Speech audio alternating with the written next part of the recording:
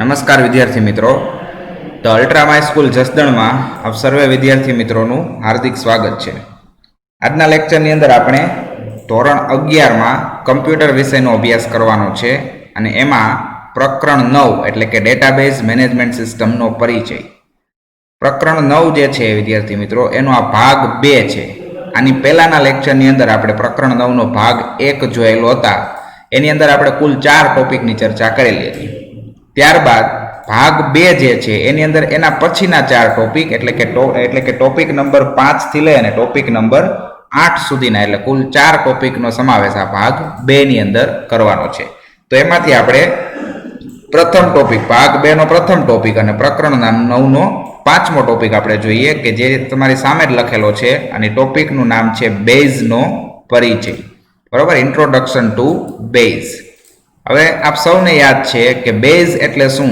બરોબર, તો કે આપણે અગાઉ ચર્ચા કરી લીધી છે કે બેઝ જે છે એ ઓપન ઓફિસ જે છે એનું એક ડેટાબેઝ બનાવવા માટેનું ટૂલ છે કે જે RDBMS છે એટલે કે રિલેશનલ ડેટાબેઝ મેનેજમેન્ટ સિસ્ટમનું એક ટૂલ છે. બરોબર, તો થોડો એનો પરિચય મેળવીએ. બેઝ રિલેશનલ મોડેલ આધારિત હોવાથી રિલેશનલ ડેટાબેઝ મેનેજમેન્ટ સિસ્ટમ છે. બરોબર, હમણાં જ મેં કીધું કે બેઝ જે છે એ ટૂલ કેવું છે? ડેટાબેઝ DBMS છે, મતલબ કે ડેટાબેઝનું મેનેજમેન્ટ કરે છે. પણ એ કયા મોડેલ ઉપર આધારિત છે? તો કે રિલેશનલ મોડેલ ઉપર આધારિત હોવાથી એને આપણે RDBMS તરીકે ઓળખીશું. અને અહીંયા RDBMSમાં R નો મતલબ થશે રિલેશનલ. આપણે અગાઉ ચર્ચા કરી ગયા તે પ્રમાણે ઇન્ફોર્મેશનને સરળતાથી અને કાર્યક્ષમ રીતે મેળવવા માટે અને તેના સંચાલનમાં તેની ગોઠવણી કયા પ્રકારે કરી છે તેની ઊંડી અસર થઈ શકે છે. બરોબર, કદાચ સરળ પરંતુ વૈવિધ્યતાસભર ઇન્ફોર્મેશનની ગોઠવણી એ ટેબલના સ્વરૂપમાં તેનો સંગ્રહ કરે છે. અહીંયા જો વિદ્યાર્થી મિત્રો એક નવો ઓબ્જેક્ટ આવે છે ડેટાબેઝની અંદર. કોઈમાં આપણે ઘણી વખત એવું બોલીએ છીએ કે માહિતી ક્યાં સેવ થઈ? તો કે ડેટાબેઝમાં. પરંતુ ડેટાબેઝની અંદર ઘણા બધા ઓબ્જેક્ટ છે, જેમ કે ટેબલ છે, ક્વેરી છે, ફોર્મ છે, વિઝાર્ડ છે, રિપોર્ટ છે. આ બધા એના ઘણા બધા ઓબ્જેક્ટ છે. તો એમાંથી એવો કયો ઓબ્જેક્ટ છે કે જે માહિતીને સેવ કરે છે, સંગ્રહ કરે છે? તો ડેટાબેઝની અંદર એક જ ઓબ્જેક્ટ એવો છે કે જે માહિતીનો સંગ્રહ કરી શકે છે અને એ ઓબ્જેક્ટનું નામ છે ટેબલ. તો આપણે ઘણી વખત બોલતા હોઈએ છીએ કે ડેટાબેઝમાં ડેટા સ્ટોર થાય છે, પણ ડેટાબેઝમાં ડેટા કઈ જગ્યાએ સ્ટોર થાય? તો કે ટેબલમાં સ્ટોર થાય છે. જ્યાં સુધી તમે ડેટાબેઝમાં ટેબલ નહીં બનાવો ત્યાં સુધી એક પણ ડેટા સેવ થશે નહીં. બાકીના ઓબ્જેક્ટ જે છે એ ટેબલની અંદર જે માહિતી સેવ છે એનો ઉપયોગ કરી અને બાકીની વસ્તુ બનાવી શકે છે. હવે જો રિલેશનલ મોડેલ આ વિચાર ઉપર કેન્દ્રિત છે. રિલેશનલ મોડેલ જે છે એ શેના ઉપર કેન્દ્રિત છે? તો કે ટેબલ બનાવવાનું અને ટેબલની અંદર ડેટા સ્ટોર કરવાનું. દ્વિપરિમાણીય કોષ્ટકોમાં ડેટાની ગોઠવણી કે જેને રિલેશન્સ કહેવામાં આવે છે. દ્વિપરિમાણીય એટલે શું થયું? તો કે 2 ડાયમેન્શન્સ. ઇંગ્લિશમાં તમે 2 ડાયમેન્શન્સ એટલે કે 2D કહી શકો છો. એની અંદર ડેટાની ગોઠવણી કરે. હવે 2 ડાયમેન્શન્સ, 2 ડાયમેન્શન્સ કયા હોય?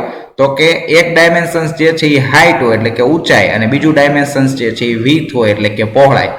બરોબર, એની અંદર ત્રીજું ડાયમેન્શન્સ એટલે કે ડેપ્થ એટલે કે ઊંડાઈ હોતી નથી. અહીંયા આપણે રિલેશન્સને દ્વિપરિમાણીય 2 ડાયમેન્શનલમાં શું કામ કીધું? તો કે આપણી પાસે રો અને કોલમ આ બંને વસ્તુ ભેગી થઈ અને એક ટેબલ બને છે. એટલે બીજું આ રિલેશન્સનો કન્સેપ્ટ કોનો છે? તો કે ડોક્ટર EF કોડ દ્વારા ડિઝાઇન કરેલું રિલેશનલ મોડેલ જે છે ગણિતની સેટ થિયરી ઉપર શું કરે છે? તો કે આધારિત છે. હવે જો એક નામ આવેલું છે કે ડોક્ટર EF કોડ. આ ડોક્ટર EF કોડ જે છે મિત્રો એને રિલેશનલ મોડેલ એટલે કે RDBMS છે એના ઘણા બધા નિયમો આપ્યા છે. બરોબર, એવા 13 જેટલા નિયમો આપેલા છે અને 13 નિયમોને જો કોઈ ફોલો કરતું હોય કોઈ DBMS તો જ એને તમે રિલેશનલ મોડેલ કહી શકો છો. જે ડેટાબેઝ મેનેજમેન્ટ સિસ્ટમ એટલે કે DBMS રિલેશનલ મોડેલ ઉપર શું હોય છે? આધારિત હોય છે. તેને આપણે શેના તરીકે ઓળખીએ છીએ? તો કે RDBMS. હમણાં જ આપણે જોયું કે કોઈ પણ એવો ડેટાબેઝ મેનેજમેન્ટ સિસ્ટમ છે કે જે રિલેશનલ ઉપર આધારિત હોય છે તો એને આપણે DBMS નહીં કહીએ, એને આપણે શું કહેશું? તો કે RDBMS. અને રિલેશનલ મોડેલની થિયરી જે છે એ કોના ઉપર આધારિત છે? તો કે ગણિતની સેટ થિયરી ઉપર. બરોબર, અને એ કોને બનાવેલું છે? તો કે ડોક્ટર EF કોડે. બરોબર, રિલેશનલ મોડેલ જે છે એ સૌથી સફળ ડેટા મોડેલ છે. આપણી પાસે કુલ 3 પ્રકારના ડેટા મોડેલ હતા. એક હાયરાર્ચિકલ હતું, એક નેટવર્ક હતું અને એક રિલેશનલ. એમાં સૌથી સક્સેસ એટલે કે સફળ કોઈ હોય તો એ કયું છે? તો કે એ રિલેશનલ મોડેલ છે. રિલેશનલ મોડેલની સફળતા પાછળનું એક કારણ શું છે? તો કે તેની સરળતા છે. કઈ બાબતમાં સરળતા? તો કે નવા માહિતી ઉમેરવી એકદમ સરળ છે, ઉમેરેલી માહિતીમાં કોઈ સુધારો કરવો એ પણ એટલું સરળ છે અને બિનજરૂરી માહિતીને દૂર કરવી એ પણ એટલું એકદમ સરળ છે. આ સરળતા એકમાત્ર એનું કારણ છે કે જે કારણના લીધે જ શું છે તો કે મોડલ સફળ છે. તેમાં ડેટાનો સંબંધ સમજવો અને તેના ઉપર કાર્ય કરવું બધું શું છે એકદમ સરળ છે. હવે હમણાં જ મેં તમને કીધું કે ડેટાબેઝની અંદર ઘણા બધા ઓબ્જેક્ટ હોય છે. એમાંથી એક જ ઓબ્જેક્ટ એવો છે કે જે ડેટાનો સંગ્રહ કરી શકે છે ટેબલ. તો આ ટેબલ સિવાય કયા કયા ઓબ્જેક્ટ હોઈ શકે એ જોઈએ. જો બેઝ એ સંબંધિત ડેટા ઓબ્જેક્ટનો સંગ્રહ છે. ડેટાબેઝ જે છે એ શું છે? સંબંધિત ડેટા ઓબ્જેક્ટ્સનો સંગ્રહ છે. ડેટા ઓબ્જેક્ટ્સમાં શું આવી શકે તો કે જે ડેટા ઓબ્જેક્ટ્સમાં ટેબલ, ક્વેરીઝ, રિપોર્ટ્સ અને એપ્લિકેશન મોડ્યુલ્સ એટલે કે ફોર્મ ને આ બધી વસ્તુ છે એનાથી ઓળખાય છે. તો આમાંથી ડેટા શેમાં સંગ્રહ થઈ શકે છે કે ડેટા તો એકમાં જ સેવ થાય છે ટેબલ. બાકી તો બધા જે ઓબ્જેક્ટ છે એ ટેબલમાં સંગ્રહ કરેલી માહિતી છે એનો ઉપયોગ કરી અને બીજી વસ્તુનું નિર્માણ કરી શકે છે. તો ચાલો આપણે ઓબ્જેક્ટ કઈ રીતના બેઝમાં બનાવી શકાય તે બાબત ટૂંકમાં જાણીએ. આ બધા ઓબ્જેક્ટની કેટલા ઓબ્જેક્ટ અહીં તમને જોવા મળે છે મિત્રો, ટેબલ, ક્વેરીઝ, રિપોર્ટ્સ, ફોર્મ્સ, આ બધા ઓબ્જેક્ટની ડિટેલ ચર્ચા જે છે એ હવે પછીના એક પછી એક ચેપ્ટરમાં કરેલી જ છે. પરંતુ અહીંયા આ બધા ઓબ્જેક્ટનો એક સામાન્ય વ્યાખ્યા આપણે જોઈએ તો આગળ જોઈ શકીએ. એમાં પહેલો ઓબ્જેક્ટ જે છે એ છે ટેબલ. તો આ એક બેઝિક માહિતી આપી છે કે ઓબ્જેક્ટ શું છે અને એના દ્વારા કાર્ય શું કરી શકાય. ડિટેલમાં એનું કાર્ય કઈ રીતના હોય છે એના પછીના ચેપ્ટરમાં ટેબલ છે, એના પછીના ચેપ્ટરમાં ક્વેરી છે, એના પછીના ચેપ્ટરમાં રિપોર્ટ્સ અને ફોર્મ છે. એ બધું ચેપ્ટર વાઇઝ આપણે અલગ અલગ ડિટેલમાં જોઈશું. તો જો આ ટેબલનું મેઇન કાર્ય શું છે તો કે બેઝ જે છે એ એક RDBMS હોવાથી ડેટાબેઝમાં ડેટાનો સંગ્રહ કરવા માટે ટેબલ એક મૂળભૂત એકમ છે. હવે જો કોઈ પણ જગ્યાએ હશે એ ટેબલ એક જ ઓબ્જેક્ટ એવો છે કે એમાં ડેટા સંગ્રહ થાય. ટેબલ ન હોય એટલે ડેટા સેવ નહીં થાય. ટેબલની રચના સ્તંભ અને હાર એટલે કે કોલમ અને રો ના સ્વરૂપે કરવામાં આવે છે. હમણાં જ મેં તમને કીધું કે ટેબલ કઈ રીતના હશે તો કે આવી અલગ અલગ જે છે મિત્રો એ રો હશે આડી લાઈન, અને એવી અલગ અલગ જે છે ઊભી લાઈન એટલે કે કોલમ હશે. આવી રીતના તમારે રો અને કોલમમાં ડેટા સંગ્રહ કરવામાં આવે છે.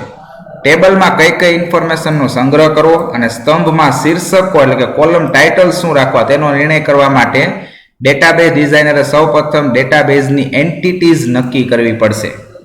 બરોબર, અહીંયા કોલમ આવશે ને કે અહીંયા A લખવું હશે, આ બધી કોલમના હેડિંગ છે. અહીંયા B હશે, અહીંયા C હશે, અહીંયા D હશે, પછી આની અંદર રેકોર્ડ હશે 1 2 3. બરોબર, તો આની અંદર પછી તો આ જે હેડિંગ છે આ કોલમના હેડિંગ શું રાખવા તો એ ડેટાબેઝ બનાવતી વખતે નક્કી ન કરવાના હોય, ટેબલ બનાવતી વખતે ન હોય, એની પહેલા નક્કી કરવાના હોય રફ પેજની અંદર. તો એ જે વસ્તુ અગાઉથી નક્કી કરો છો એને શું કહેવાય તો કે ડેટાબેઝની એન્ટિટી નક્કી કરી કહેવાય. બરોબર, એટલે કે ડેટાબેઝમાં કઈ કઈ માહિતીનો સમાવેશ કરવો છે. હવે એન્ટિટી એ શું છે? વાસ્તવિક દુનિયાના ઓબ્જેક્ટ્સ છે. ઓબ્જેક્ટ એટલે શું? તમે કોઈ પણ વસ્તુને ઓબ્જેક્ટ કહી શકો. હું એમ કહું કે એક ડસ્ટર છે તો એ એક ઓબ્જેક્ટ છે, ચોક સ્ટિક છે એ ઓબ્જેક્ટ છે, કોઈ એક શૂઝ પહેરેલા છે તો એ ઓબ્જેક્ટ છે, કોઈ એક ટેબલ છે એ ઓબ્જેક્ટ છે.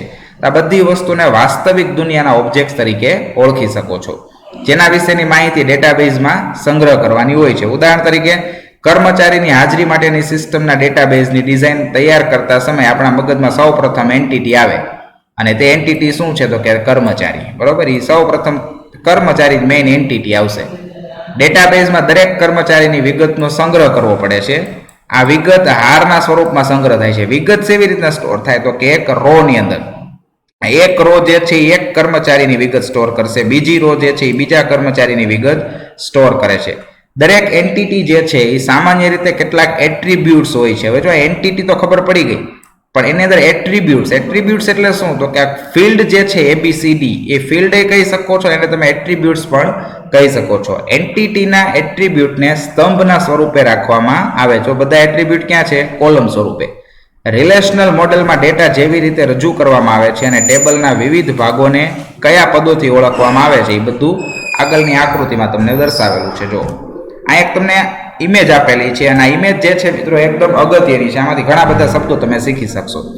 ઇમેજમાં જો તમને એક તો દ્વિપરિમાણીય 2 ડાયમેન્શનલ આપેલું છે કે જેમાં રો અને કોલમનો સમૂહ છે. બરોબર, એટલે કે આ દ્વિપરિમાણીય ટેબલ છે. હવે એની અંદર આ ફર્સ્ટ નેમ લખ્યું છે. જો આ first name, last name, address, એવી રીતના તમે છેક સુધી જશો તો ક્યાં સુધી તો કે ડેઝિગ્નેશન સુધી. આ બધી વસ્તુ જે છે મિત્રો એને શું કહેવાય? જો અહીં શું આપ્યું છે એને ફિલ્ડ કહેવાય. ફિલ્ડ એ કહી શકો અને બીજું શું કહી શકશો તો કે એને એટ્રીબ્યુટ્સ પણ કહી શકો છો. ATT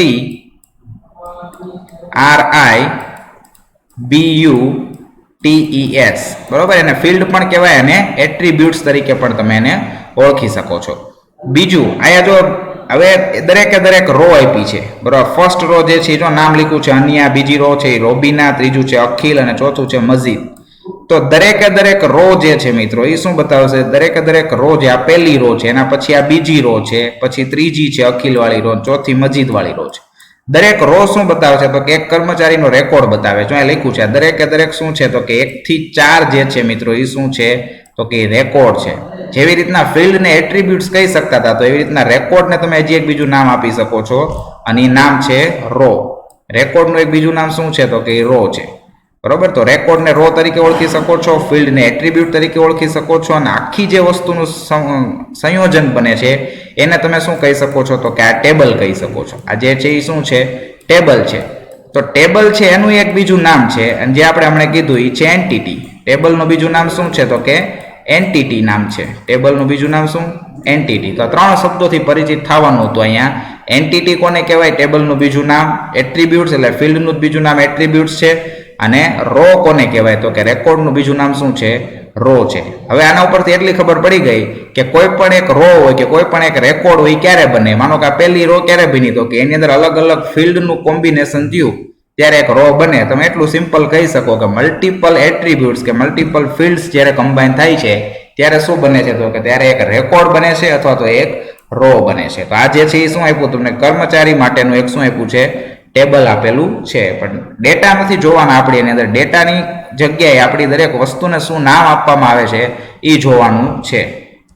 ત્યારબાદ જોઈએ આપણે આ પહેલું ઓબ્જેક્ટ હતો જેની સામાન્ય માહિતી હતી. ત્યારબાદ આપણી પાસે બીજો ઓબ્જેક્ટ છે અને એ ઓબ્જેક્ટ કયો છે, ફોર્મ છે, બરોબર. હવે જેટલા ઓબ્જેક્ટ આવશે એ બધા ઓબ્જેક્ટ શું કરશે તો કે ટેબલમાં જે ડેટા સેવ છે એનો ઉપયોગ કરીને કોઈક નવી વસ્તુનું નિર્માણ કરશે. અહીંયા ફોર્મ છે. ફોર્મ જે છે એ શું છે તો કે GUI છે, ગ્રાફિકલ યુઝર ઇન્ટરફેસ છે, કે જેમાં તમારે બીજી કોઈ ઊંડાણપૂર્વક સમજ નથી મેળવવાની હોતી. જે તમારી પાસે માંગેલું છે એ એન્ટર કરી અને સબમિટ કરવાનું હોય છે. જેમ કે તમે ફેસબુકમાં નવી આઈડી બનાવો છો, જીમેલમાં નવું એકાઉન્ટ બનાવો છો, તો દરેક વખતે એક રજિસ્ટ્રેશનનું ફોર્મ આપણી સામે આવે, એમાં બેઝિક ડિટેલ માંગેલી હોય છે. એ એન્ટર કરી અને આપણે આગળ વધતા હોઈએ છીએ. તો એ જે ઇન્ટરફેસ હોય છે કે જેમાં આપણે ડિટેલ એન્ટર કરીએ છીએ એને શું કહેવાય તો કે ફોર્મ કહેવાય. જો અહીં આપેલું છે આપણને ટેબલમાં નવા રેકોર્ડ ઉમેરવાની, પ્રવર્તમાન એટલે કે વર્તમાન રેકોર્ડમાં ફેરફાર કરવાની અને ટેબલમાં ઉપલબ્ધ રેકોર્ડ જોવાની જરૂર પડે. ફોર્મ એક ઓબ્જેક્ટ છે જે ટેબલમાં ડેટા દાખલ કરવાની, એન્ટર કરવાની અને ટેબલમાં રહેલા ડેટામાં સુધારા વધારા એટલે કે એડિટિંગ અથવા કાઢી નાખવા એટલે ડિલીટ કરવાની સગવડ આપે છે. તેમાં ફોર્મેટ, સ્ટાઇલ અને રેડિયો બટન જો આ બધા એના કંટ્રોલ બટન છે, કંટ્રોલ્સ છે કે આવી વસ્તુનો ઉપયોગ કરી શકો. લિસ્ટ બોક્સ જેવા વિજેટ્સનો સમાવેશ થાય છે. આપણે આખું ફોર્મનું ચેપ્ટર જોવાનું છે, ત્યાં આપણે ડિટેલમાં સમજશું. જે ડેટા સાથે ટેબલની સરળતાથી અને વ્યવસ્થિત રીતના રચના કરવાની સગવડ પૂરી પાડે છે. ત્યારબાદનો ઓબ્જેક્ટ છે એ છે ક્વેરીઝ. હવે ક્વેરીઝ ઉપરથી ખબર પડી જાય, ક્વેશ્ચન પૂછો અને જેવી રીતના ક્વેશ્ચન હશે એના પ્રમાણે તમને આન્સર મળશે. કોઈ ડેટાબેઝ પર્યાવરણમાં પૂછવામાં આવેલા પ્રશ્ન એને ક્વેરી તરીકે ઓળખાય છે. ઉદાહરણ તરીકે તો કે વર્તમાન વર્ષના જુલાઈ માસમાં કેટલા એન્ડ્રોઈડ આધારિત મોબાઈલ ફોન વેચાય, આ એક પ્રકારની ક્વેરી છે. તો તમારા ડેટાબેઝની અંદર તો એન્ડ્રોઈડ મોબાઈલ જેટલા વેચાણ કર્યા હશે બધાની માહિતી હશે, પણ મારા ક્વેરીમાં મેઇન ક્રાઇટેરિયા શું છે તો કે જુલાઈ મંથ, બરોબર. એમાંથી જુલાઈ મંથમાં જેટલા સેલિંગ થયું છે એન્ડ્રોઈડ ફોન એની ડિટેલ લાવવાની છે. તો એ પ્રમાણે જેવો ક્વેરી હશે એવો તમને આન્સર મળશે. આ ક્વેરીમાં ડેટાબેઝના વિવિધ ટેબલમાંથી કેટલાક ડેટા પ્રદર્શિત કરે છે, બરોબર. તો આ જે છે એ શું હતું તો કે આપણી પાસે બેઝનો એક સામાન્ય પરિચય હતો અને એના ઓબ્જેક્ટ જે છે એની બેઝિક ડિટેલ આપણે મેળવેલી છે. ત્યારબાદ તો કે હજી એક ઓબ્જેક્ટ આપણી પાસે છે અને એ છે રિપોર્ટ્સ. રિપોર્ટ્સમાં શું આવશે જો તો કે બેઝમાં ક્વેરીનું આઉટપુટ હાર અને સ્તંભના સ્વરૂપમાં પ્રદર્શિત થાય છે. બેઝમાં તમે કોઈ ક્વેરી લખશો તો એનું આઉટપુટ જે છે એ શેમાં આવશે તો કે ટેબલ ફોર્મેટમાં આવશે, મતલબ કે રો અને કોલમમાં આવશે. આપણે અગાઉ ચર્ચા કરી તે પ્રમાણે જરૂરી ઇન્ફોર્મેશન મેળવવા માટે ઉપલબ્ધ ડેટાને શું કહેવાય તો કે પ્રોસેસ કરવામાં આવે છે અને ઇન્ફોર્મેશન સ્વરૂપે શું કરવામાં આવે છે તો કે આઉટપુટ ક્રિએટ કરવામાં આવે છે. આપણે પહેલા જોયું હતું. દેખીતી રીતે ઉપયોગ કરતા વધુ ઔપચારિક અને આકર્ષક આઉટપુટની શું રાખે છે, અપેક્ષા રાખે છે. મતલબ કે તમારું આઉટપુટ છે ને એટ્રેક્ટિવ બનાવવું છે. દરેક આઉટપુટના રેકોર્ડની ઉપર તમારે કંપનીનું નામ લખવું છે, કોઈ લોગો મૂકવો છે, આવી વસ્તુ કરવી છે તો શું આવશે તો કે રિપોર્ટ. બેઝ જે છે એ અસરકારક વ્યાવસાયિક રિપોર્ટ એટલે કે અહેવાલ તૈયાર કરવાની સવલત આપે છે. વપરાશકર્તાની જરૂરિયાત મુજબ એક સંગ્રહિત અને વાંચનીય સ્વરૂપમાં કરેલી ઇન્ફોર્મેશનની રજૂઆત રિપોર્ટ તરીકે ઓળખાય છે. બેઝમાં અનેક વિવિધ જટિલ રિપોર્ટ્સ તૈયાર કરી શકાય છે જેનો ઉપયોગ સંસ્થાઓના મેનેજમેન્ટને નિર્ણય લેવામાં મદદ કરી શકે છે. તો આ રિપોર્ટ્સ જે છે એ શું છે તો કે એક પ્રકારનું ઓબ્જેક્ટ છે. ક્વેરી અને રિપોર્ટમાં ડિફરન્સ શું છે? ક્વેરી જે છે ને પ્રિન્ટ નથી કરી શકતા, રિપોર્ટ છે ને પ્રિન્ટ કરી શકો છો. ક્વેરીમાં એટ્રેક્ટિવ આઉટપુટ જનરેટ ન થાય, રો અને કોલમમાં જનરેટ થાય, જ્યારે રિપોર્ટ્સમાં એટ્રેક્ટિવ આઉટપુટ તમે જનરેટ કરી શકો છો. અને ખાસ રિપોર્ટની અગત્યતા કે મહત્વપૂર્ણ કાર્ય એ જ છે કે રિપોર્ટને પ્રિન્ટ કરી શકાય, ક્વેરીને પ્રિન્ટ કરી શકાતી નથી. ત્યારબાદ એના પછીનો ટોપિક જે છે એટલે કે આપણા માટે છઠ્ઠો ટોપિક છે એ છે વિનિયોગ માટે નમૂનાનો ડેટાબેઝ તૈયાર કરવો. બરોબર, મતલબ કે creating a sample database for an application. બરોબર, એક સામાન્ય ડેટાબેઝ જો તમારે તૈયાર કરવો હોય તો એના માટે જનરલી સ્ટેપ શું ફોલો કરવા પડે તો કે 4 સ્ટેપ ફોલો કરવાના છે. એમાં ફર્સ્ટ સ્ટેજ પગલું 1 જે છે એ શું છે તો કે ભાઈ જે ડેટાબેઝ તૈયાર કરવો છે એ ડેટાબેઝનું નામ અને તેને ક્યાં સેવ કરવો છે એ નક્કી કરવું. જે ડેટાબેઝ તૈયાર કરવો છે પહેલા તે ડેટાબેઝનું નામ શું રાખવું છે એ નક્કી હોવું જોઈએ અને એને કઈ જગ્યાએ સેવ કરવો છે એ પાથ નક્કી હોવો જોઈએ. ડેસ્કટોપ ઉપર સેવ કરવો છે કે પછી કોઈ અન્ય જગ્યાએ. એટલું થઈ જાય પછી સ્ટેપ 2 એટલે કે પગલું બીજું શું છે તો કે ડેટાબેઝમાં કેટલા ટેબલ, એન્ટિટી તો બનાવવી પડશે ને ટેબલ. ડેટાબેઝનો મેઇન ઉપયોગ જ ડેટાને સ્ટોર કરવાનો છે. ડેટા સ્ટોર એક જ ઓબ્જેક્ટમાં થશે ટેબલ. તો એ ડેટાબેઝની અંદર કેટલા ટેબલ બનાવજો, ટેબલને બીજું નામ શું આપ્યું તો કે એન્ટિટી. કેટલા ટેબલ બનાવવા છે અને તે દરેક ટેબલનું નામ કેટલા અને દરેક ટેબલનું નામ શું રાખવાનું છે આ નક્કી કરવું. ત્યારબાદ ત્રીજું સ્ટેપ એટલે કે પગલું 3 શું છે તો કે દરેક ટેબલમાં કેટલા ફિલ્ડ, ફિલ્ડ કોને કહેવાની બધી વસ્તુ આગળ સમજવાનું છે. આપણે સમજેલા જ છીએ કે ફિલ્ડ એટલે એટ્રીબ્યુટ્સ. કેટલા ફિલ્ડ, તે ફિલ્ડનું નામ શું રાખવાનું છે, ફિલ્ડની સાઇઝ કેટલી હોવી જોઈએ અને ફિલ્ડની ડેટા ટાઈપ. આ ડેટા ટાઈપ જે છે ને મિત્રો એ સૌથી અગત્યનો ટોપિક થશે. બરોબર, આ નક્કી કરવાનું છે. અને ત્યારબાદ ચોથું સ્ટેપ શું છે પગલું 4 તો કે જરૂર પડે ત્યારે ટેબલમાં કી ફિલ્ડ ઉમેરવા એટલે કે પ્રાઇમરી કી જે છે એ ઉમેરવાના. પ્રાઇમરી કી કોને કહેવાય એ પણ આપણે આગળ શીખીશું. તો આ જે ટોપિક હતો એ શું છે વિનિયોગ માટે નમૂનાનો ડેટાબેઝ તૈયાર કરવો કે સેમ્પલ ડેટાબેઝ તૈયાર કરવો છે તો એના માટે કયા કયા સ્ટેપ ફોલો કરવા પડે. તો કુલ 4 સ્ટેપની અંદર આ વસ્તુ થશે. પ્રેક્ટિકલી આપણે આને ક્રિએટ કરશું. ત્યારબાદ જે છે એ તમને આપેલું છે કે એટ્રીબ્યુટ્સ જે છે એના લોજિકલ અને ફિઝિકલ નામ છે. એટલે કે આ ટોપિક કેટલામાં થશે તો કે આ 7મો ટોપિક થશે. એટ્રીબ્યુટ્સના લોજિકલ અને ફિઝિકલ નામો, logical names and physical names of an attributes. તો એટ્રીબ્યુટ્સ એટલે શું અમે સમજાવ્યું. ફિલ્ડને તમે બીજું શું કહી શકો છો, એટ્રીબ્યુટ્સ તરીકે ઓળખી શકો છો. તો જો કઈ રીતના એના અમુક નિયમો હોય છે કે ફિલ્ડના નામ એ નિયમોના આધારે જ રાખવાના હોય છે. તો કઈ રીતના હોય છે એ જોઈએ. નીચે જણાવેલી પ્રણાલિકા એટલે કે નિયમને અનુસરીને એટ્રીબ્યુટ્સના નામ રાખવાની એટલે કે ફિલ્ડના નામ રાખવાથી ડેટાબેઝની ડિઝાઇનને અન્ય ડેટાબેઝ સોફ્ટવેરમાં વાપરવામાં સવલત રહે, ઉપયોગી. આપણા કિસ્સામાં બેઝ સોફ્ટવેરમાં કરવાનું છે. કયા કયા નિયમ હોય? 5 નિયમ સૌથી અગત્યના છે. પહેલો, બધા એટ્રીબ્યુટના નામ અક્ષરથી શરૂ કરો. કયાથી શરૂ કરવાના? અક્ષરથી શરૂ કરો. કોઈ પણ એટ્રીબ્યુટનું નામ સિમ્બોલથી કે ડિજિટથી શરૂ ન કરો. ત્યારબાદ બીજો નિયમ તો કે ભાઈ અનુગામી અક્ષરો માટે અક્ષરો, અંકો અથવા અંડરસ્કોર ચિહ્ન વાપરો. અનુગામી એટલે શું તો કે વચ્ચે તમારે કોઈ જરૂર પડે તો અક્ષર છે, અંક અથવા તો અંડરસ્કોર વાપરવાના. ત્રીજું તો કે બે શબ્દો વચ્ચે જગ્યા એટલે કે સ્પેસનો ઉપયોગ ન કરો, પણ તેના બદલે શેનો ઉપયોગ કરો તો કે અંડરસ્કોર. કોઈ લાંબુ નામ હોય, જગ્યા છોડવી પડે તો જગ્યા ન છોડો, જગ્યાની જગ્યાએ શેનો ઉપયોગ કરો? અંડરસ્કોર. ચોથું, અંડરસ્કોર સિવાય અન્ય કોઈ વિશિષ્ટ કેરેક્ટરનો ઉપયોગ કરવો નહીં. પાંચમું તો કે એટ્રીબ્યુટના નામ ટૂંકા રાખવા માટે જો જરૂર જણાય તો શબ્દનું સંક્ષિપ્ત રૂપ પણ વાપરી શકાય. તો એટ્રીબ્યુટના નામ છે એક તો એ મિનિંગફુલ હોવા જોઈએ. બરોબર, મતલબ કે ટેબલ 1, ટેબલ 2, ફિલ્ડ 1, ફિલ્ડ 2 એવા નહીં. જે ફિલ્ડ હોય એનું પ્રોપર નામ, રોલ નંબરનું છે તો રોલ નંબર, નામ સ્ટુડન્ટ નેમ છે તો સ્ટુડ નેમ. બરોબર, અને બંને ત્યાં સુધી એટ્રીબ્યુટના નામ છે એ કેવા રાખવાના તો કે એકદમ ટૂંકા રાખવાના, જેથી આપણને યાદ રહે અને લખવામાં પણ શું થાય એકદમ ઇઝી રહે છે. હવે આપણે નક્કી કરેલી સેમ્પલ એપ્લિકેશન માટે ડેટાબેઝ ડિઝાઇનમાં કેમલ બેક સંકેતોનો ઉપયોગ કરીશું. આનો અર્થ એ થાય કે ફિલ્ડ નેમમાં દરેક શબ્દ કેપિટલ અક્ષરથી શરૂ થશે. બરોબર, હવે એક સિમ્પલ એક ઉદાહરણ છે કે ભાઈ તમે દરેક ફિલ્ડનું નામ કેપિટલથી શરૂ કરો. બરોબર, ફર્સ્ટ નેમ છે તો એફ અને એન કેપિટલ, લાસ્ટ નેમ છે તો એલ અને એન કેપિટલ છે. એડ્રેસ લાઇન 1 છે તો અહીંયા A અને L કેપિટલ. આ નિયમ જરૂરી નથી, બરોબર, પણ આ આટલા જે નિયમ છે એ ખાસ જરૂરી છે કે ફિલ્ડના નામ આ નિયમોના આધારે આપી શકાય છે. ત્યારબાદ જે છે એ ટોપિક નંબર આપણી પાસે છે એ છે 8 અને ભાગ 2 નો આ છેલ્લો ટોપિક છે અને એ એકદમ અગત્યનો ટોપિક છે. એ છે ડેટાબેઝ જે છે બેઝ. એ બેઝ ની અંદર ડેટા ટાઈપ.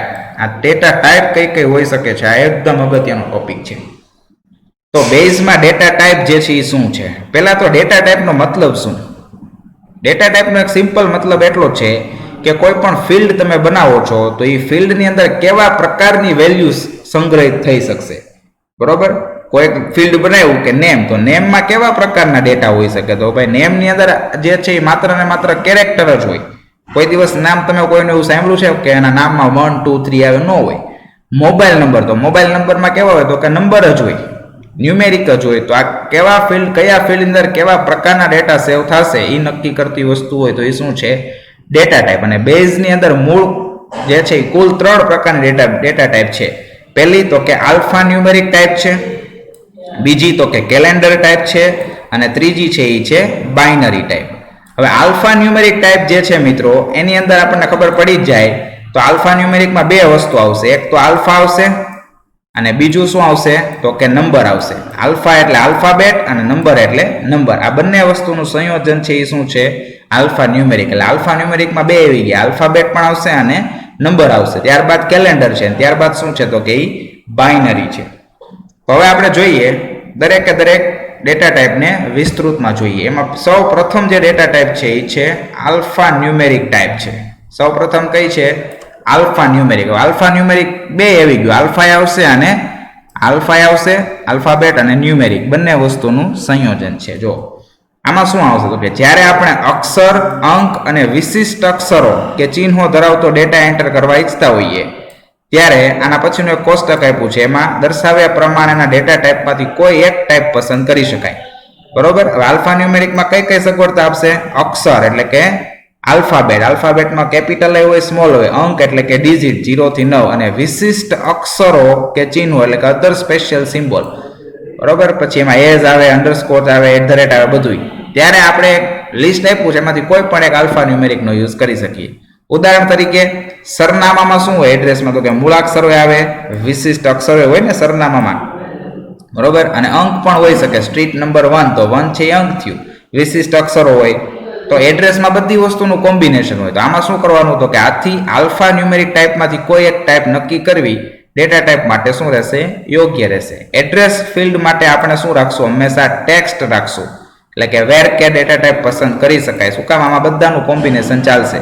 ઉપયોગકર્તાએ કેટલા કેરેક્ટર એન્ટર કર્યા તેના પ્રમાણે વેરકેર ડેટા ટાઈપમાં બાઇટ્સની સંખ્યા ફાળવવામાં આવે છે. ઉદાહરણ તરીકે હર્ષિતના સરનામામાં જો 100 કેરેક્ટર હશે તો 100 બાઇટ અનામત રાખવામાં આવશે અને તેમાં જો 50 કેરેક્ટર હશે તો 50 બાઇટ અનામત રાખવામાં આવશે. મતલબ કે જેટલું ડેટા છે એટલું એક રિઝર્વેશન રાખશે, નહીં હોય તો એક રિઝર્વેશન રાખશે નહીં, બરોબર. Alpha numeric. હવે કયા ટેબલમાં? તો આલ્ફા ન્યુમેરિકનું એક ટેબલ છે, જો છે કોષ્ટક આપ્યું છે, એમાં લખ્યું છે કે આલ્ફા ન્યુમેરિક ટાઈપના એટ્રીબ્યુટ્સ એટલે કે આલ્ફા ન્યુમેરિક કેરેક્ટરનો સંગ્રહ કરવા માટે આ વપરાય છે. આમાંથી કોઈ પણ લઈ શકો. જો આ જે છે એ નામ છે મેમો, બરોબર. આ છે એ ડેટા ટાઈપ છે અને એની મેક્સિમમ લેન્થ છે, કેટલા અક્ષર સુધી સ્ટોર કરી શકે ને એની ડિસ્ક્રિપ્શન છે. તો જો નામ આપ્યું છે મેમો.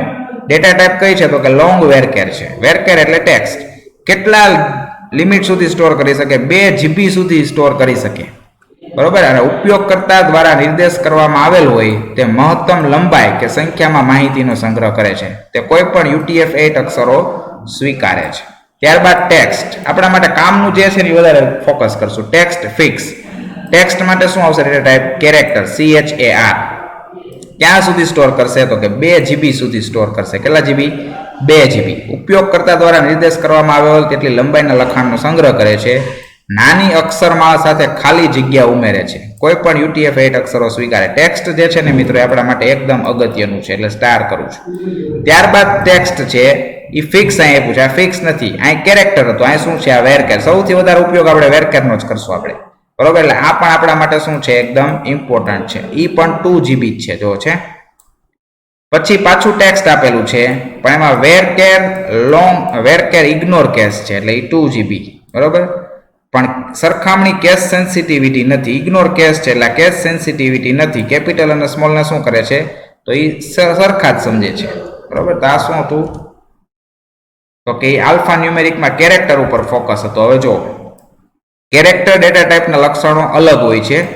જ્યારે ફિલ્ડમાં ચોક્કસ સંખ્યાના કેરેક્ટર દાખલ કરવા બાબત જાણતા હોઈએ ત્યારે તેનો ઉપયોગ થાય છે. તમે ખબર જ છે કે નામ છે તો એ વધીને 20 અક્ષરનું, ત્યારે કેરેક્ટરનો ઉપયોગ થશે. ઉદાહરણ તરીકે તો કે લાયસન્સ નંબર અને પાસપોર્ટ નંબર માટે આપણે તેનો ઉપયોગ કરી શકીએ છીએ, કારણ કે તેમાં ચોક્કસ સંખ્યામાં કેરેક્ટર હોય છે. ક્યારે એવું નથી હોતું કે એક વ્યક્તિનો લાયસન્સ નંબર 10 આંકડાનો હોય, બીજા વ્યક્તિનો લાયસન્સ નંબર 20 આંકડાનો હોય, એવું ન હોય. મોબાઈલ નંબર તો આપણને ખબર જ છે કે એની અંદર કુલ 10 જ આંકડા આવવાના છે. તો આવી વસ્તુ હોય ત્યારે કેરેક્ટરનો ઉપયોગ કરી શકાય. જોકે કેરેક્ટર ડેટા ટાઈપમાં કેરેક્ટરની સંખ્યા વાપરી શકાય તેની ઉપર મર્યાદા હોય છે, 255 સુધી મર્યાદા હોય. જ્યારે આપણે કોઈ વર્ણનાત્મક ડેટાનો સંગ્રહ કરવાનો, ડિસ્ક્રિપ્શન કોઈનું એડ કરવાનું હોય કે જેમાં 255 કરતાં વધારે અક્ષરો, જો આ કેરેક્ટરનું લિમિટ કેટલી આવી ગઈ, તો કે 255 અક્ષર લિમિટ હોય, એનાથી વધારે કેરેક્ટરમાં સ્ટોર ન થાય. પણ કોઈ પ્રોડક્ટ છે એનું ડિસ્ક્રિપ્શન છે કે જેમાં તો 1000 અક્ષર છે, તો એના માટે તમારે 255 કરતાં વધારે હોય, એના માટે શું વાપરવું પડે, મેમો ડેટા ટાઈપ આપણને વધારે ઉપયોગી બને. આ ડેટા ટાઈપમાં 64000 અક્ષરો સુધી કોઈ પણ શાબ્દિક માહિતીનો સંગ્રહ કરવા દે. 64000 અક્ષર સુધી તમને માહિતી ઉમેરવા દેશે. જ્યારે કોઈ ફિલ્ડ સર્ચમાં વપરાય અને એ અનિશ્ચિત હોય કે ઉપયોગ કરતા જે માહિતી શોધવાની હોય તે લોઅર કેસમાં કે અપર કેસમાં દાખલ કરશે, તો ટેક્સ્ટ વેરકેર ઇગ્નોર કેસનો ઉપયોગ કરે. સર્ચ કરવાનું હોય, સર્ચનું ફિલ્ડ, હવે એમાં થોડું નક્કી હોય કે ઉપયોગ કરતા કેપિટલમાં લખશે કે સ્મોલમાં. કેપિટલમાં લખે તોય ભલે, સ્મોલમાં લખે તોય ભલે, બધું સરખું સમજવું હોય એવા સમયે તમારે ટેક્સ્ટ વેરકેર મતલબ કે ઇગ્નોર કેસનો વધારે ઉપયોગ વધારે કાર્યક્ષમ રહેશે. ઉદાહરણ તરીકે વ્યક્તિના પ્રથમ નામ કે છેલ્લા નામનો સંગ્રહ ટેક્સ્ટ વેરકેર ઇગ્નોર કેસમાં કરી શકાય છે, બરોબર. હવે તો કે અહીંયા નોંધ કરો કે આલ્ફા ન્યુમેરિક કેરેક્ટરનો સંગ્રહ કરવા માટે કમ્પ્યુટર્સમાં અલગ અલગ રીતો હોય છે. ઉદાહરણ તરીકે આસ્કી, આપ સૌને ખબર છે ASCII, American standard code four information interchange. ASCII કોડમાં એક કેરેક્ટરનો સંગ્રહ કરવા માટે ફક્ત 1 બાઇટની જરૂર પડે છે, પણ કમનસીબે તમે વાપરી શકો તેવા શક્ય કેરેક્ટરની સંખ્યા તે ફક્ત 256 સુધી જ મર્યાદિત કરે છે. મતલબ કે આસ્કીની વેલ્યુ જે છે એ 256 સુધી જ છે. જોકે તે ઘણા ખરા વિનિયોગ માટે આ સંખ્યા પૂરતા પ્રમાણમાં હોવા છતાં જો તમે ગુજરાતી અથવા હિન્દી ભાષાના કેરેક્ટર જેવા એક્સટેન્ડેડ કેરેક્ટર સેટનો વપરાશ કરવા માંગો તો તે ઓછા પડે. મતલબ કે અમુક લેંગ્વેજ ઉપર જે છે એ ઓછું પડશે. જોકે વધારે સંખ્યામાં કેરેક્ટર વાપરી શકાય તેવા ધારાધોરણો બનાવેલા છે, જેમ કે યુનિકોડ. આસ્કી કોડની જેવું જ એક શું છે, યુનિકોડ. એક કેરેક્ટરના સંગ્રહ માટે વધારે બાઇટ વાપરે છે, બરોબર. તો આ જે છે એના પછી જોઈએ તો આલ્ફા ન્યુમેરિકની અંદર એ આલ્ફાબેટ હતું કેરેક્ટર માટે. હવે આલ્ફા ન્યુમેરિકમાં આપણે શું જોવાનું છે, તો કે હવે ન્યુમેરિક ટાઈપ જોવાનું છે. હવે કયું ટાઈપ જોવાનું છે, ન્યુમેરિક, એટલે નંબર સ્ટોર કરવા છે.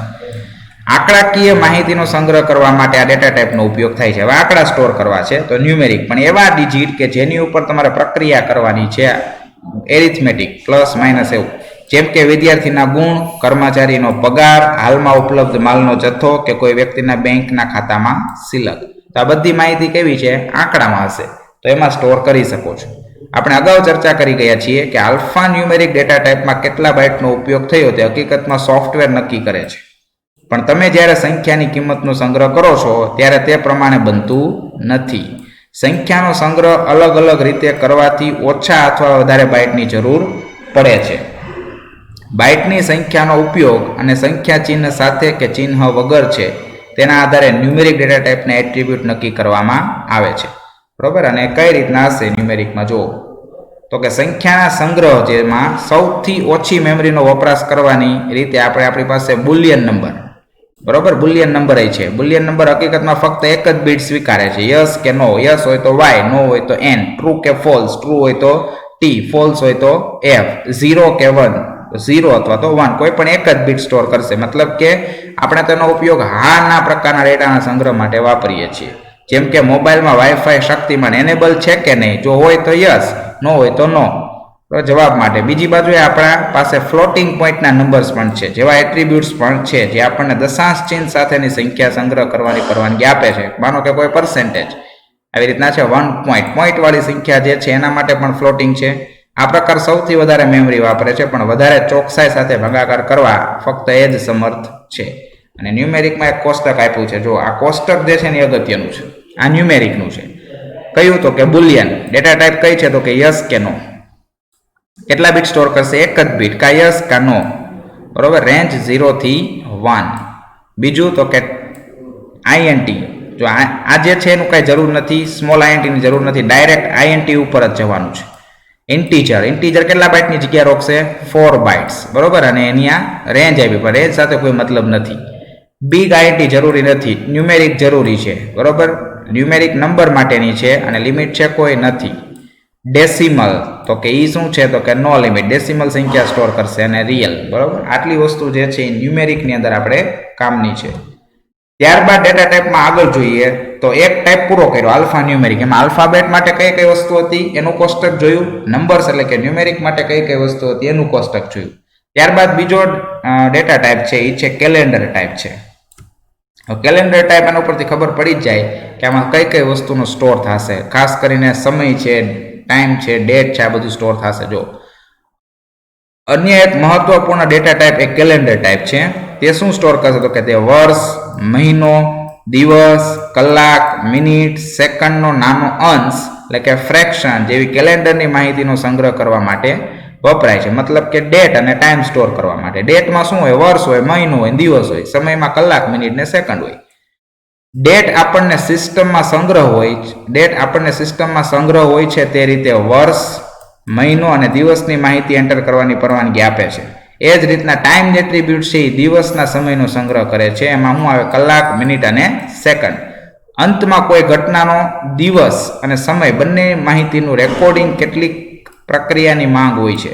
તો ટાઈમ સ્ટેપ એટ્રીબ્યુટની ડિઝાઇન એક સાથે બધી માહિતી સમાવેશ કરવાની પરવાનગી આપે છે. મતલબ કે ખાલી તમે ડેટ લખશો તો તારીખ જ આવશે, ટાઈમ લખશો તો સમય આવશે, પણ બેયનું કોમ્બિનેશન જોતું છે તો શું કરવાનું છે તો કે ટાઈમ સ્ટેમ્પનો યુઝ કરવો પડશે. ડેટાબેઝના ઉદાહરણમાં જોઈનિંગ ડેટ, બર્થ ડેટ અને ડેટ ટાઈપ વાપરવી જોઈએ. જોઈનિંગ ડેટમાં સમય અને તારીખ બંને, બર્થ ડેટમાં તારીખ અને સમય બંને. બરોબર. અને કોષ્ટક આપ્યું છે જેમાં કેલેન્ડર ટાઈપનું વર્ણન કરેલું હશે. જો આ કોષ્ટક આપ્યું છે કે કેલેન્ડર ટાઈપ એટ્રીબ્યુટ્સ, તારીખ અને સમયનો સંગ્રહ કરવા, તો ખાલી તમે ડેટનો યુઝ કરશો તો શું આવશે? સ્ટોર્સ મંથ, ડે અને યર.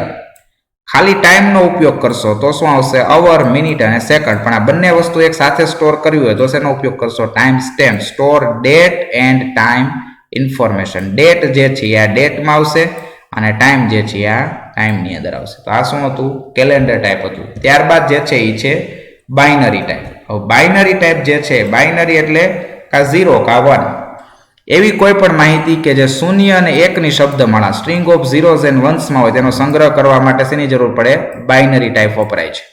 ડિજિટલ ચિત્રો, જો આ પ્રશ્ન ખાસ યાદ રાખજો, ઘણી વખત એમસીક્યુમાં આવશે કે ચિત્ર સેવ કરવા માટે નીચેનામાંથી કઈ ડેટા ટાઈપ વપરાય છે તો એ બાઇનરી આવશે. ડિજિટલ ચિત્રો અને ધ્વનિ આ ફોર્મેટ વાપરે છે.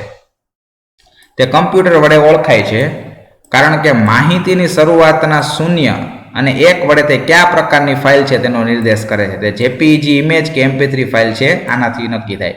જો કે તમે કયા પ્રકારની ફાઇલનો સંગ્રહ કર્યો છે તેને ઓળખવાનો કોઈ પ્રયત્ન બેઝ કરશે નહીં. અહીંયા કેવું છે કે તે ફાઇલ MP3 છે કે TIFF ફાઇલ તેની દરકાર કર્યા વગર બેઝ તેનો ઉમળકાભેર શું કરશે? સંગ્રહ કરશે. આના પરિણામ રૂપ અર્થ એ થાય કે માહિતીનો સંગ્રહ કરવા માટે તમે બેઝ ડેટાબેઝનો ઉપયોગ કરી શકો છો. બરોબર. કોઈ પણ ઇમેજ સેવ કરવી છે તો એના માટે કઈ ડેટા ટાઈપ આવશે તો કે બાઇનરી આવશે. એનું કોષ્ટક જોઈ લઈએ. કોષ્ટક તમને જે આપેલું છે એ શું છે તો કે બાઇનરી ટાઈપ એટ્રીબ્યુટ છે. ઇમેજ અને ધ્વનિનો સંગ્રહ કરવા માટે બાઇનરી. જો આપ્યું છે ઇમેજ તો લોંગ વેર બાઇનરી, 2 GB સુધીની સાઇઝની ઇમેજ સ્ટોર કરી શકો. Stores any array of bytes, image, sounds et cetera. Binary આપ્યું છે તો એ વેર બાઇનરી છે, 2 GB સુધી છે. Stores any array of bytes, અને એક છે બાઇનરી ફિક્સ. બરોબર. એટલે કે બાઇનરી, અને એ પણ 2 GB સુધી છે. Stores any array of bytes. આપણા માટે અગત્યનું કોઈ હોય ને તો આ ઇમેજ છે. બરોબર. તો આ જે છે મિત્રો એ આપણે પ્રકરણ 9 છે એનો ભાગ 2 જોયો, અને ભાગ 2 માં આપણે કુલ 4 ટોપિકની ચર્ચા કરી. Topic number 5, topic number 6, topic number 7 અને ટોપિક નંબર 8. તો આશા રાખું છું કે પ્રકરણ 9 ના ભાગ 2 ની અંદર જેટલા પણ ટોપિકની ચર્ચા કરેલી છે ટોપિક તમને વ્યવસ્થિત સમજાઈ ગયા હશે. આના પછીનો લેક્ચર છે મિત્રો, આના પછીનો વિડીયો છે એ પ્રકરણ 9 નો ભાગ 3 જોશું આપણે. આભાર.